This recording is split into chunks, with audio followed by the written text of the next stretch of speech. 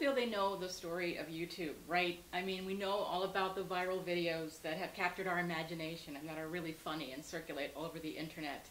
But I wanted to make this film because I wanted to tell a story that I don't think most people really know about, which is the more reflective side of what it means to actually post images of yourself online for the world to see. And so when people first encounter my video, they often say, "Where's the boy with the lasers in the garage?" or "Where's Nora, the piano-playing cat?" And I say, those things are on YouTube, and we know that story really well.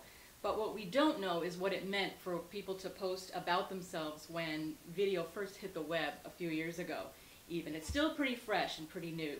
So my approach was actually to go and follow YouTubers as they met up in person, because they were really fascinated with meeting their own friends and the YouTube stars that they had grown to admire.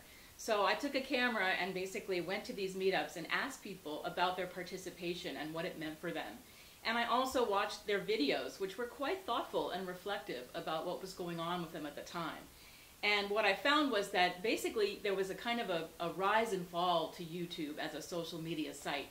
In some ways it echoes a lot of what we already know about internet sites, that people get excited and they want to meet people that they have met online, and they get caught up in this amazing excitement, and then they encounter some difficulties, so-called haters and people who are cruel or even kind of scarily threatening, and then there's kind of a lull, and they begin to realize maybe that's not the site for them, and so you see this digital migration as people go to new media.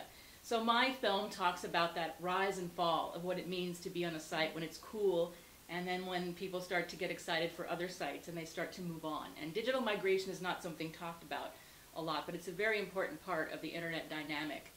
And also, I wanted to talk to YouTubers about what they felt it meant that nowadays we have what postmodern and post-human scholars call alters. And these alters are little images of ourselves in data or in image that are floating around the internet in perpetuity, probably.